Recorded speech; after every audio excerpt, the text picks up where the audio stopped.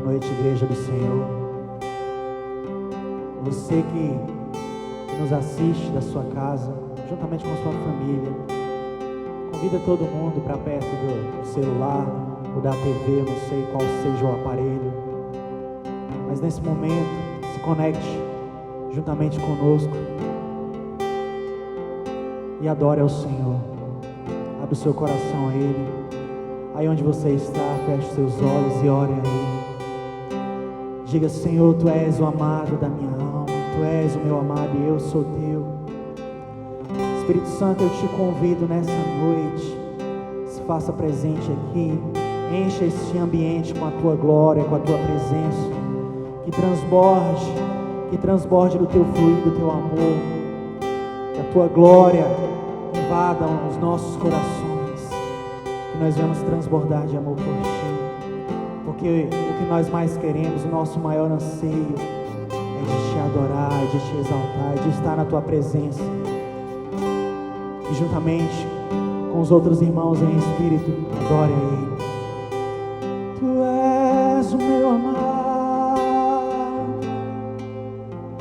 o amado da minha alma, e eu sou Teu.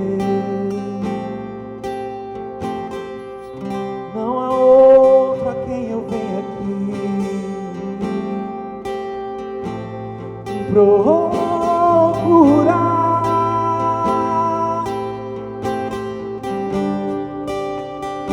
só o Senhor é digno de louvor,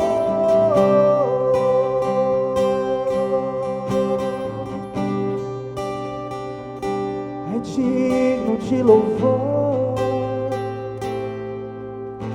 e por isso a Tua igreja canta a Ti, Jesus.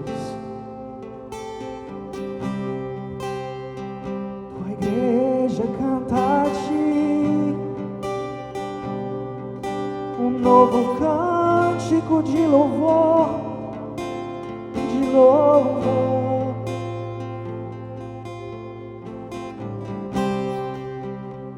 A igreja canta a Ti um hino de amor. A estrela da manhã, estrela da ao Rei dos Reis, Senhor, a Ele louvor,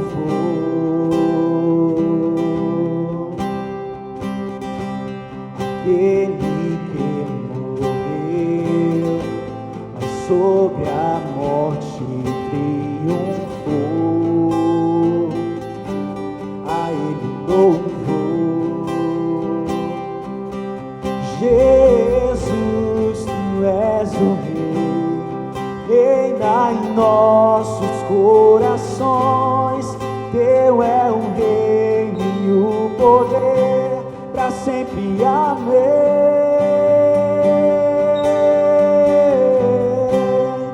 Tua igreja canta a Ti, ergue a voz para declarar, só povo a proclamar, cantando bem alto, bem alto. Ei, Tu és o Rei. Ei, Tu és o Rei. A estrela da manhã, a estrela ao Rei dos Reis, Senhor, a Ele seja o louvor, a Ele louvor.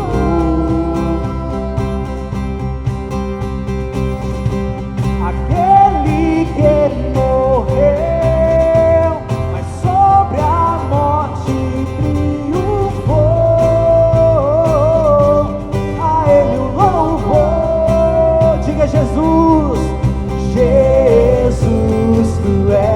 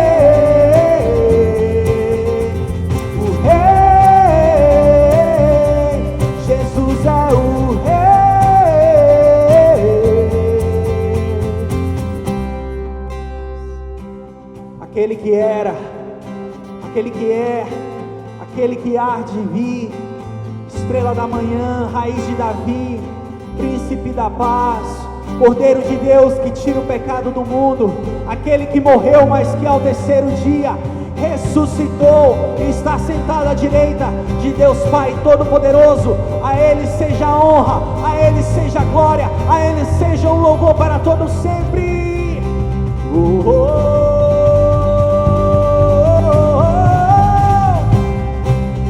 Tua igreja canta a ti, ergue a voz pra declarar, um só povo a proclamar, cantando bem alto, bem alto. Tua igreja canta a ti, ergue a voz pra declarar, um só povo a proclamar, cantando bem alto, bem alto. Ei, tu és o rei, Jesus é o rei.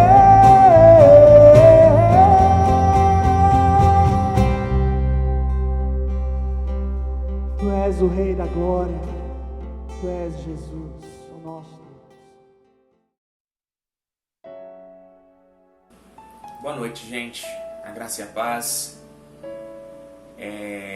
Mais um domingo em que estamos nos comunicando de forma remota, mas com certeza com um mesmo espírito, com uma conexão real, porque o espírito que está em você é o mesmo que está em mim. O caule da videira onde você está é o mesmo caule da videira onde eu estou. O Senhor Jesus Cristo nos une, nós somos um em Jesus. E essa semana o Senhor ministrou algo no meu coração e eu quero compartilhar com os irmãos. Na terça-feira eu estava mexendo nas redes sociais, no Facebook, Instagram. E mexendo no Facebook eu me deparei com um testemunho de uma jovem. Ela estava ministrando para uma igreja. O nome dessa jovem é Lucélia Rodrigues. E eu até então, até ver esse testemunho, eu não conhecia nada sobre essa moça. Mas ao começar a contar a sua história, o Senhor falou muito comigo e eu fiquei muito impactado. Lucélia Rodrigues, em 2008, foi achada em cativeiro na casa de uma empresária em Goiânia. Ela ficou durante 1 ano e meio num cativeiro, sendo torturada, sendo maltratada, servindo de brinquedo de tortura para uma moça, uma empresária de Goiânia que quis adotá-la de forma não legal. E a Lucélia falava sobre como ela, enquanto criança, clamou ao Senhor e tantas coisas aconteceram para que ela fosse achada pela polícia num cômodo isolado da casa, de forma totalmente sobrenatural. E ela começou a compartilhar o quanto ela reconhecia que, enquanto ela orava e clamava, Deus estava trabalhando de uma forma que ela não enxergava, de uma forma que ela não via. O caso da Lucélia ficou conhecido em rede nacional. Se você colocar no Google rapidinho, caso Lucélia Rodrigues 2008, Rodrigues com Z, caso Lucélia Rodrigues 2008, vocês vão achar inúmeras manchetes de todas as emissoras, de todos os tabloides, de todos os jornais, falando sobre a menina que foi encontrada em estado deplorável, as unhas machucadas, pedaços da língua arrancados, queimaduras por todo o corpo, totalmente desnutrida, desidratada, desnutrida. E assim, ela vai mostrando, vai falando no testemunho dela tudo que ela sofreu, e é algo simplesmente aterrador, nos deixa aterrorizado, mas ao mesmo tempo nos leva a glorificar o nome de Deus, porque ela mostra como Deus a tirou daquela situação terrível e como Deus estava agindo por trás das cortinas para que aquele momento da sua libertação chegasse. Ao escutar o testemunho da Lucélia, um texto passou a queimar no meu coração e uma mensagem passou a surgir dentro de mim. Uma mensagem que eu quero compartilhar com vocês. Uma mensagem que tem muito a ver com os tempos que estamos vivendo agora, com os tempos que estamos vivendo hoje. Esses tempos de clamor, esses tempos de intercessão, esses tempos da gente esperar de Deus um milagre, esperar de Deus uma intervenção, ter essa expectativa de que, Deus precisa fazer algo, porque se Ele não fizer, nós não vemos esperança, porque o problema é muito grande, o problema pelo qual o Brasil e o mundo está passando é um problema grande, e nós precisamos da intervenção divina. E acho que todo mundo, de alguma forma, reconhece isso. E, como eu estava dizendo, ao escutar o testemunho da Lucélia, algo veio em meu coração, uma mensagem veio ao meu coração, textos bíblicos começaram a surgir em meu coração. Uma história bíblica começou a ser recordada por mim. Enquanto a Lucélia contava a sua história, eu conseguia fazer associações do que ela passou com o que José das Escrituras, também passou. José, filho de Jacó, neto de Isaac, bisneto de Abraão. José era um homem que experimentou em sua vida essa ação inexplicável de Deus, um agir imperceptível de Deus estava acontecendo na vida de José o tempo inteiro. José, nós conhecemos a história, eu não quero aqui contar de novo uma história que tanta gente já conhece, mas José, ele tinha profecias sobre a vida dele, ele era um jovem sobre quem, de alguma forma, Deus deu a ele sonhos proféticos a respeito do seu futuro, mas quando a vida dele começa a se desenrolar, parece que tudo caminha ao contrário daquilo que ele sonhava. Ele sonhava em ser um líder, sonhava literalmente, tá, gente? Não era um sonho só de almejar, mas ele realmente teve sonhos, e nesses sonhos proféticos ele seria um líder. Seus irmãos se curvariam diante dele, os seus pais se curvariam diante dele de acordo com os seus sonhos. Mas o desenrolar da vida de José apontava para uma direção totalmente diferente, Ele é mal visto pelos seus irmãos, ele é hostilizado pelos seus irmãos, ele é vendido pelos seus irmãos como escravo. Chega no Egito, ele consegue certo prestígio. Aí, depois que a coisa parece que vai andar na vida dele, ele é acusado falsamente de um crime que não cometeu. Ele vai parar no cárcere. Ali acontece tanta coisa, mas o Senhor vai trabalhando em cima de um plano maior que ele tinha, em cima de um propósito maior, e por trás das cortinas Deus está agindo o tempo inteiro. Eu quero compartilhar com os irmãos a convicção que eu tenho e que nós todos devemos ter, de que apesar da situação estar muito difícil no Brasil e no mundo, Deus está trabalhando de um modo que talvez a gente não entenda, de um modo que certamente a gente não vê, mas Ele está trabalhando. No caso da história de José, eu quero que você abra comigo a sua Bíblia em Gênesis 45, versos 5 ao 8, e eu quero partir hoje desse texto com vocês. Gênesis 45, do verso 5 ao verso 8 diz, são palavras de José. Aqui nesse episódio, José está para se revelar para os seus irmãos. Quem conhece a história já sabe, os irmãos de José foram até o Egito, atrás de comida. José era o grande homem do Egito, o grande governador do Egito, mas os seus irmãos não o reconheceram, porém José reconheceu os seus irmãos. E José demorou um pouco para se revelar. Até que aqui, no capítulo 45, a história conta que ele resolve se revelar, ele resolve admitir que ele é José.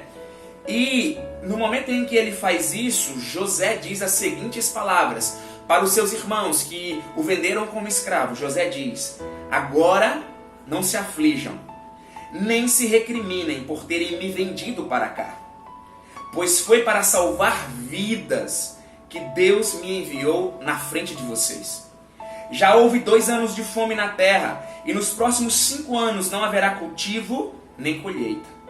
Mas Deus me enviou à frente de vocês para lhes preservar um remanescente nesta terra e para salvar-lhes a vida com grande livramento. José, apesar de ter passado por tudo que ele passou, sofrimento atrás de sofrimento, situações difíceis, umas seguidas das outras. No entanto, lá na frente ele olha para aquilo tudo e ele consegue entender. Deus, na verdade, estava agindo para um propósito. Deus, na verdade, não estava parado. Deus, na verdade, nunca se esqueceu de mim. Eu é que não estava conseguindo entender a forma como ele estava trabalhando.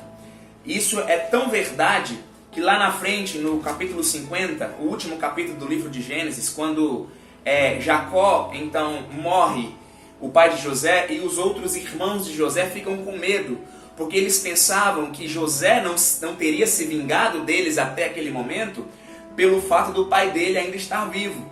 E para não entristecer o pai, então José estava esperando então a partida do pai, a morte do pai, para então retribuir com vingança, com retaliação sobre a vida dos seus irmãos. E nesse medo, eles apresentaram uma carta com palavras de Jacó antes de morrer, e José tranquilizou eles. Aqui no capítulo 50, versículo 20, olha só mais uma vez as palavras de José com uma mentalidade da soberania de Deus. Ele diz: vocês planejaram um mal contra mim. José falando para os seus irmãos: de fato vocês planejaram um mal contra mim, mas hoje Deus o tornou em bem, para que hoje fosse preservada a vida de muitos. José tinha a percepção de que Deus estava transformando, durante todo aquele tempo em que ele sofreu mal, Deus estava transformando esse mal em bem de alguma forma. Eu não estou dizendo aqui que Deus determinou que José passasse por tudo que ele passou, da forma como ele passou. Deus determinou que José fosse escravo. Deus determinou que José fosse acusado injustamente. Mas certamente, à medida que essas coisas foram acontecendo, de acordo com a maldade humana, por causa da maldade humana, por causa da dureza do coração, por causa do pecado, Deus foi administrando tudo isso, controlando tudo isso, para que o propósito dele no final fosse alcançado, porque Deus nunca perde o controle e Deus nunca para de trabalhar. Ele nunca para de trabalhar. Na verdade, nós temos que reconhecer que nós temos uma incapacidade muito grande de notar Deus trabalhando. Na verdade, uma incapacidade muito grande não, uma incapacidade total de enxergar Deus trabalhando. Salvo momentos em que o próprio Deus, pelo Espírito, resolve nos explicar o que Ele está fazendo e como Ele está fazendo. Por alguma revelação específica, por ocasião de alguma revelação específica. Mas na maioria das vezes o Senhor está trabalhando, nesse momento Ele está trabalhando. Na minha vida, por tudo que eu tenho passado esses dias, Ele está trabalhando. E quase sempre nós não conseguimos entender o porquê, nem para quê, nem no que vai dar. Porque nós somos limitados. Algumas pessoas céticas, alguns ateus, eles caçoam da nossa fé, porque a gente fala: olha, Deus está fazendo algo. O quê? Não sei, mas Ele está fazendo. Ah, tá vendo? Vocês não sabem, vocês não entendem. E quando vocês não entendem, vocês simplesmente jogam a explicação na conta de Deus sabe o que faz e a gente não consegue entender. Mas, gente, é uma lógica muito simples que nos leva a pensar dessa forma. Se Deus é Deus, se Ele é soberano sobre todas as coisas, se Ele é maior do que eu, e Ele é, se Ele é todo poderoso, e Ele é, se eu diante dEle sou nada, e eu sou nada diante dEle, como eu posso querer entender os desígnios dEle? É óbvio que com a minha mente, a minha capacidade mental, cognitiva, a minha razão natural, eu não vou conseguir entender as coisas de Deus. Então ele está trabalhando o tempo todo, e o tempo todo a gente não está entendendo o que ele está fazendo, mas ele está fazendo. Né? A palavra diz, em 1 Coríntios capítulo 2, que o homem natural, o homem psíquico, o homem não espiritual, não consegue discernir as coisas de Deus, e para ele elas são loucura. Porque são coisas que só podem ser discernidas espiritualmente, quando Deus assim quiser revelar. Porque Deus ele não tem obrigação de nos dar explicações. Né? Quando a gente olha para a história de Jó, e Jó passa por tudo que passou, e lá no finalzinho, né, ali no capítulo...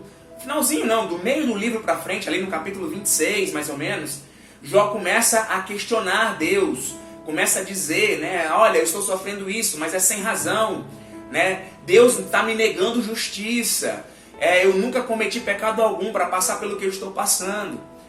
E Jó então é repreendido pelos seus amigos e tudo mais.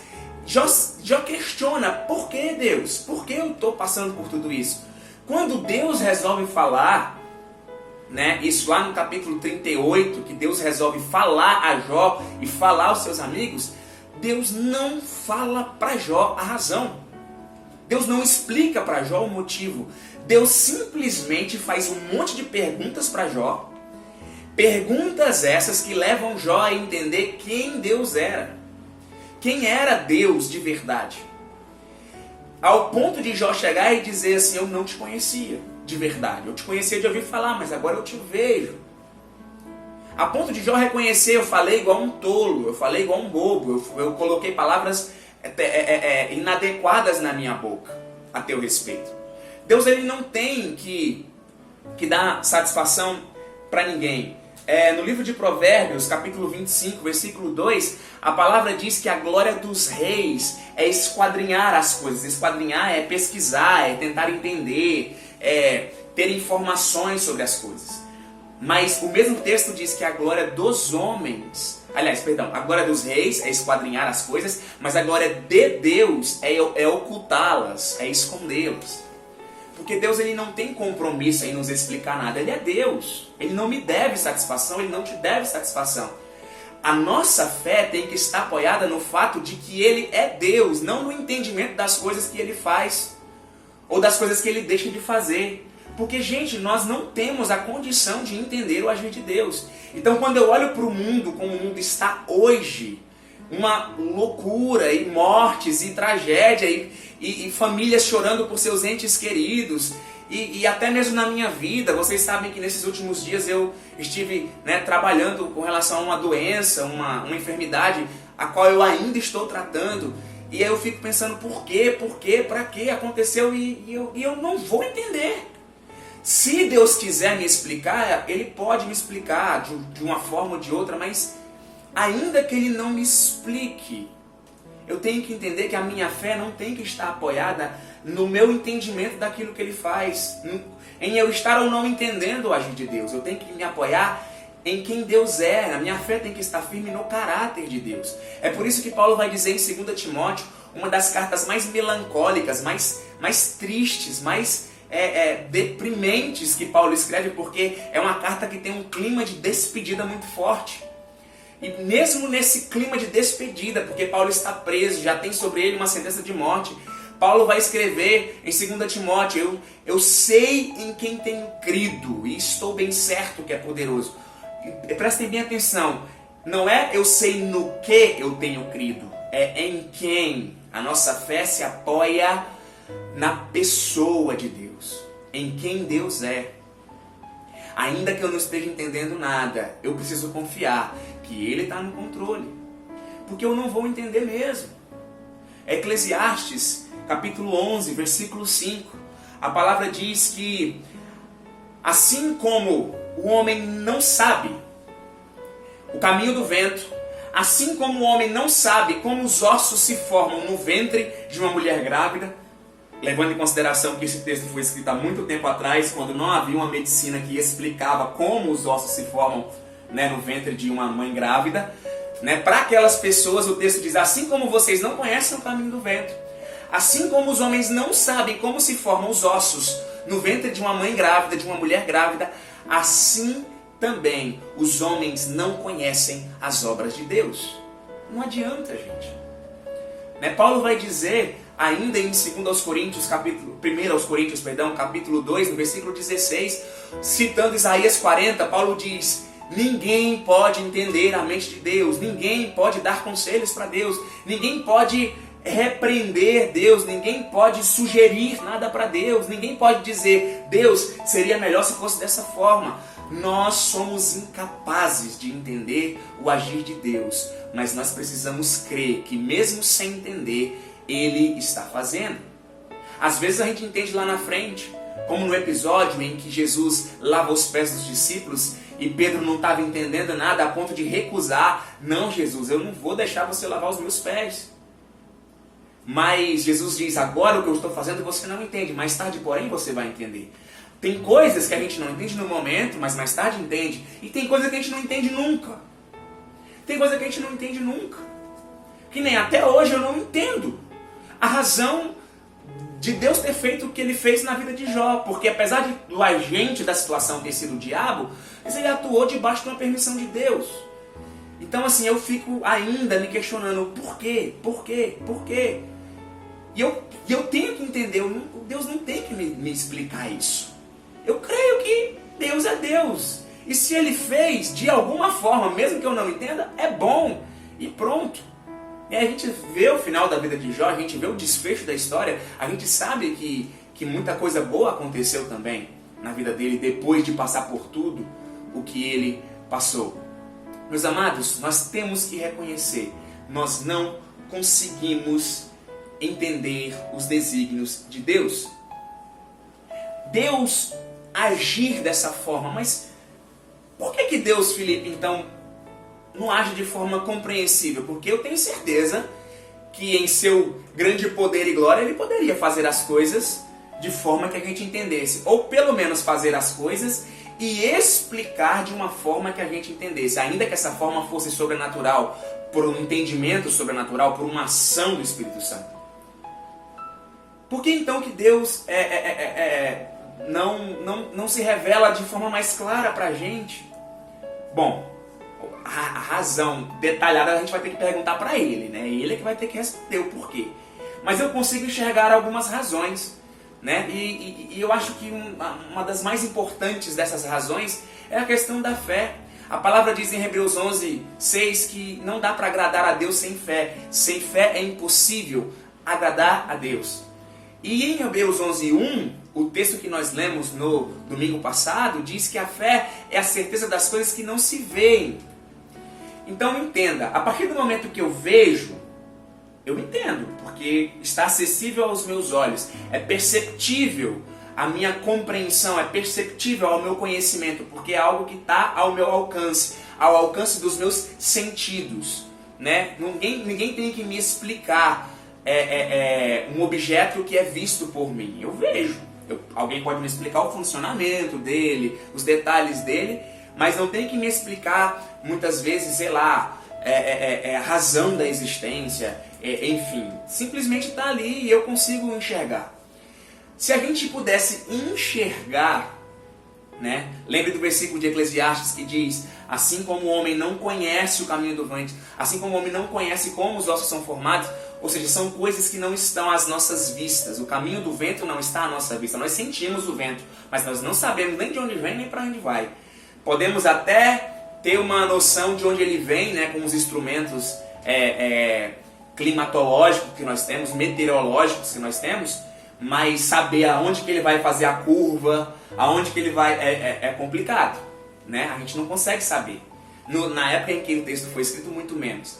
Né? A gente não consegue ver os ossos do bebê sendo formados no ventre de uma mãe grávida. A gente consegue ver eles formados em determinado momento, por meio de uma ultrassom. Mas ver o processo todinho, não, a gente não enxerga. Então, o autor de Eclesiastes cita exemplos de situações que estão fora do alcance dos nossos olhos, para nos mostrar que o agir de Deus também não está ao alcance dos nossos olhos, do nosso entendimento e do nosso conhecimento. Não está, o agir de Deus não está. E por quê? Porque assim nós temos que usar de fé. Porque a fé é a certeza das coisas que se esperam. A fé é justamente eu dizer para mim mesmo, não estou entendendo nada, eu não estou percebendo nada, eu não estou vendo nada, eu não estou conhecendo a situação, mas eu creio, mas eu confio. O agir invisível de Deus, gente, é um chamado para a fé, é um chamado para a confiança. É Deus dizendo, descansa, é Deus dizendo, se joga nos meus braços, é Deus dizendo, fica tranquilo, eu não perdi o controle, você tem que acreditar nisso. E nós temos, gente. Se Deus é Deus, se Ele é real, nós temos que crer nisso. Se Deus é Deus, Ele não tem que se rebaixar para me dar explicação. Apesar de Ele ser um Deus pessoal, apesar de Ele poder fazer isso se Ele quiser, mas Ele não tem que fazer isso. Ele não tem que me explicar, Ele não tem que deixar claro ao meu próprio entendimento. Ele simplesmente tem que fazer o que Ele quiser fazer, porque Ele é Deus. Só que esse Deus todo-poderoso, onipotente, Ele nos ama. Ele é um Deus presente.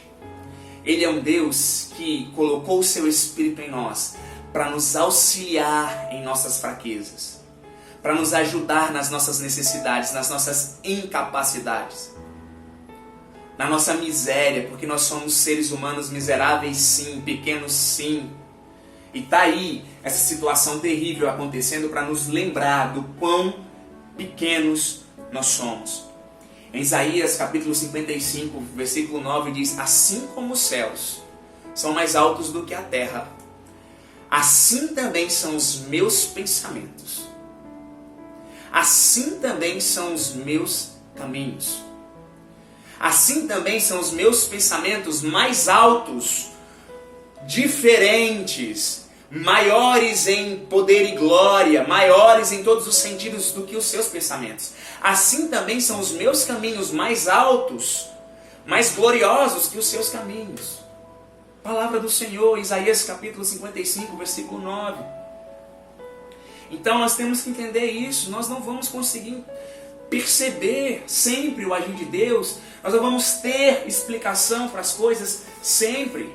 A moça que eu falava no início do vídeo, a Lucélia, ela estava lá em cativeiro, acorrentada, com os braços para cima, os dois braços para cima, acorrentada, amarrada com corrente. A agressora colocou um pano cheio de imbuído de pimenta, molhado de pimenta, dentro da boca dela e fechou com uma mordaça. Ela estava amarrada com um pano cheio de pimenta dentro da boca, né? E ali ela passou um longo período a ponto de dormir naquela posição, pendurada pelos braços. Quando ela acorda, ela faz uma oração. Até então, segundo a própria testemunha que conta a história dela mesma, a Lucélia, ela nunca tinha feito uma oração aos 12 anos de idade. Aos 12 anos de idade, ela faz uma oração e ela diz: Deus, se tu és real, se você é real, me tira dessa situação. Eu não aguento mais viver isso. Eu estou sendo torturada todo dia, eu não fiz mal para ninguém. Ela simplesmente foi pega para ser brinquedo de tortura. No entanto, no momento em que ela fez aquela oração, ela disse que tinha um relógio na frente dela, um relógio de parede, né, que a agressora deixava para ela ficar olhando as horas, coisa de psicopata mesmo, né? E ela disse que quando ela fez a oração era 10h22 da manhã. 3 horas depois, exatamente 3 horas depois, a polícia civil tinha invadido a casa e aí encontraram naquele cômodo isolado, amarrada. E naquele dia, aquela moça foi salva. Agora eu pergunto para vocês, para quem conhece um pouquinho de procedimento de investigação, procedimento de jurídico para entrar numa casa, é possível que em 3 horas todo o aparato jurídico, todo o aparato policial aconteça para que a polícia chegue naquela casa e faça tudo o que fez, porque eles chegaram com a ordem judicial para entrar na casa e revistar a casa, né? Então, em 3 horas isso não aconteceu. Significa, gente, que antes da Lucélia fazer a sua primeira oração da vida, o Senhor já estava trabalhando por trás das cortinas, de várias formas, para que a polícia conseguisse um mandado, para que a polícia se despertasse para a situação, para que a polícia fosse até aquela casa, para que a polícia fizesse o trabalho que ela fez e a menina fosse salva. Então, mesmo quando a gente não está entendendo ou não enxergando, o Senhor está fazendo.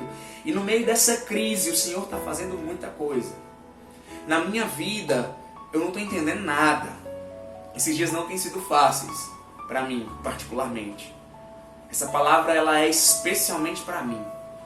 Mas eu sei em quem tenho crido. Eu vou me apropriar das palavras de Jó, quando ele diz: eu sei que o meu Redentor vive e ele há de se levantar sobre a terra. Em algum momento, o Senhor, do jeito dele, não do jeito que eu quero, não do jeito que a gente acha, não do jeito que a gente acha que deveria ser, mas do jeito dele, da forma dele. Mesmo eu entendendo ou não, eu sei que ele está no controle. Ele não para de trabalhar.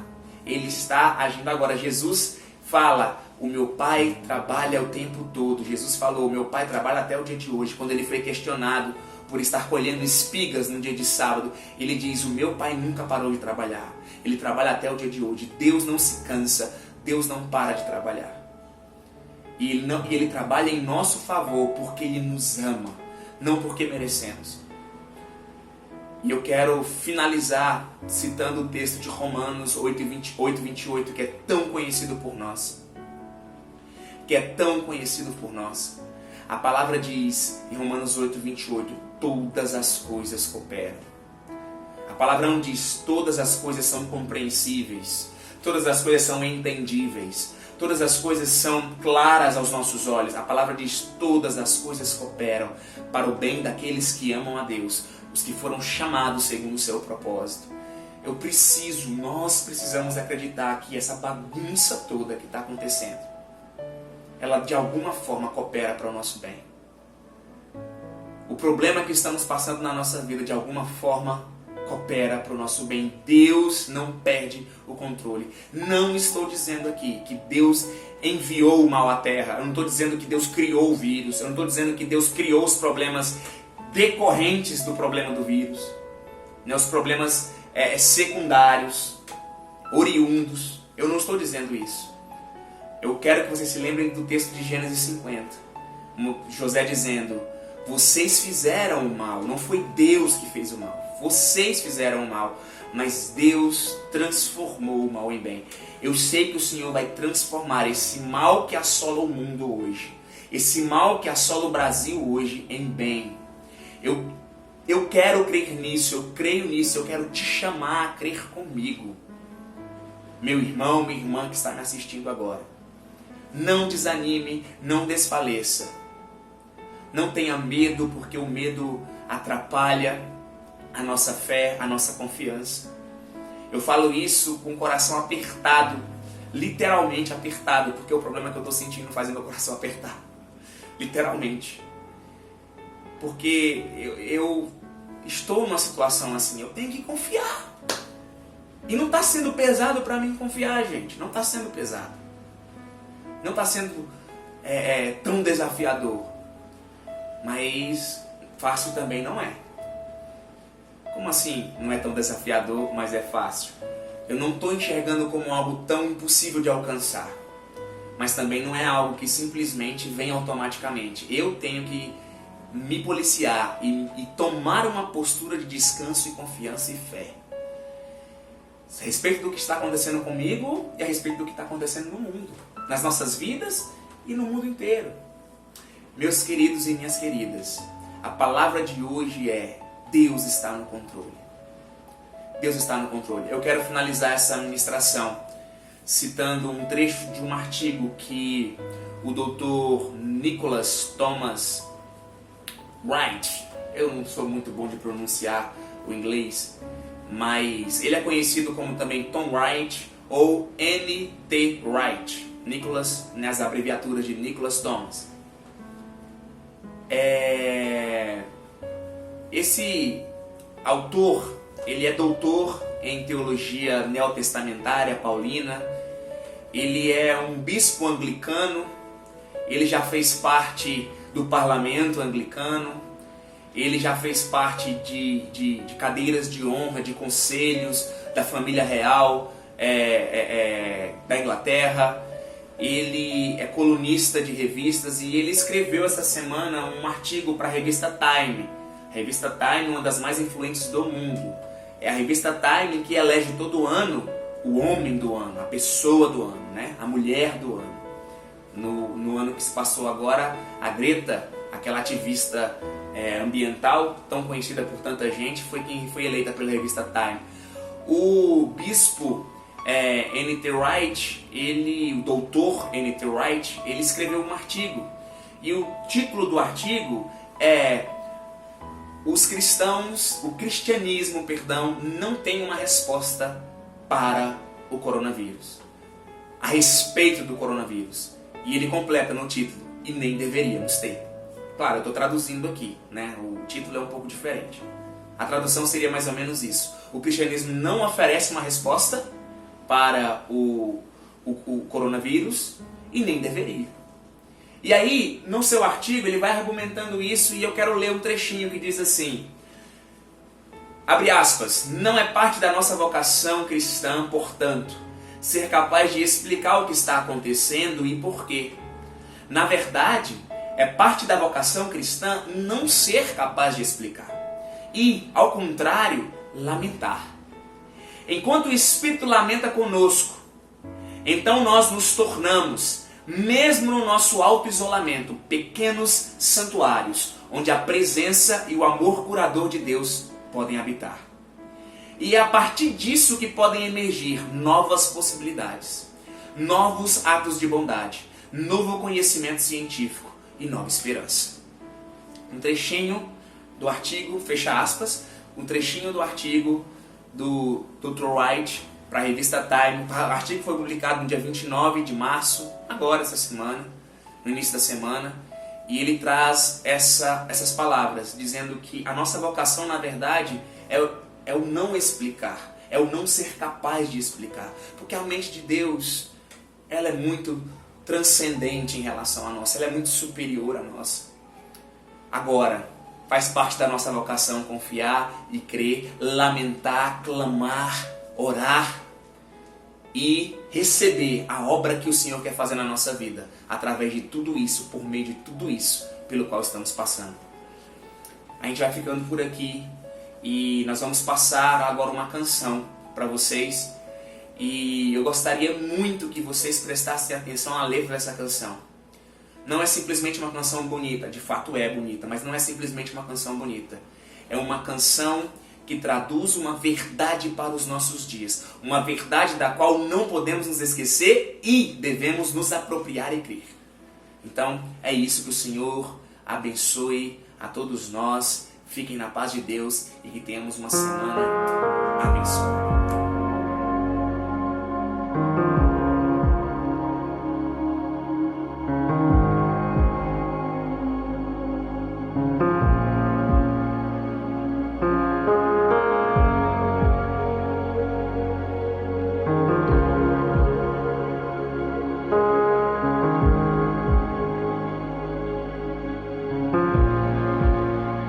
Estás aqui, movendo entre nós. Te adorarei, te adorarei. Estás aqui, mudando destinos. Te adorarei, te adorarei. Estás aqui, operando milagres. Te adorarei, te adorarei.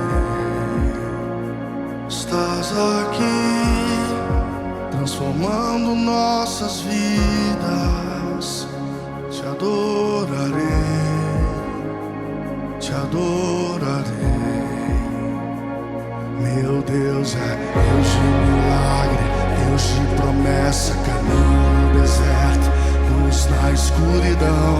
Meu Deus, esse é quem tu és. Deus de milagre, Deus de promessa, caminho no deserto, luz na escuridão. Meu Deus, esse é quem tu és. Estás aqui, tocando os corações. Te adorarei, te adorarei. Estás aqui, curando multidões. Te adorarei,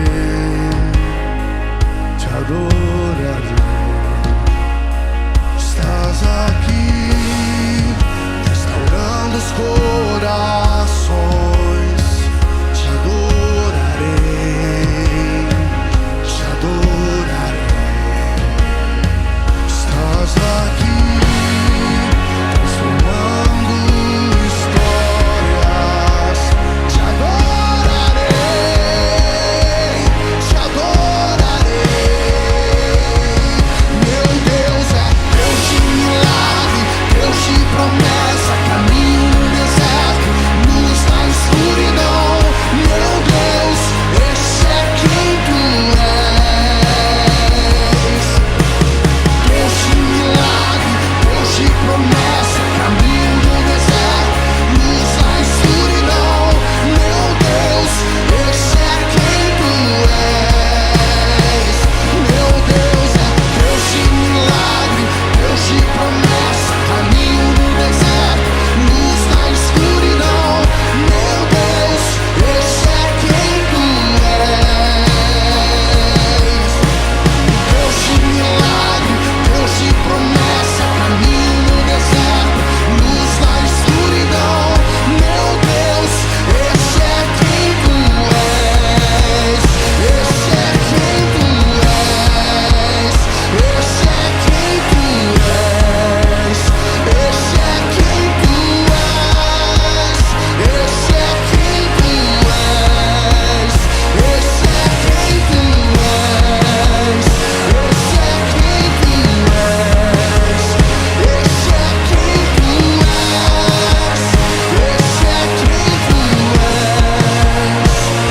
Meu Deus, Deus de milagre, Deus de promessa, caminho no deserto, luz na escuridão. Meu Deus, esse é quem tu és. Deus de milagre, Deus de promessa, caminho no deserto, luz na escuridão. Meu Deus, esse é quem tu és. Me sustenta até quando não vejo, me sustenta até quando não sinto, pois tu estás no controle, pois tu estás no controle. Me sustenta até quando não vejo, me sustenta até quando não sinto, pois tu estás no controle.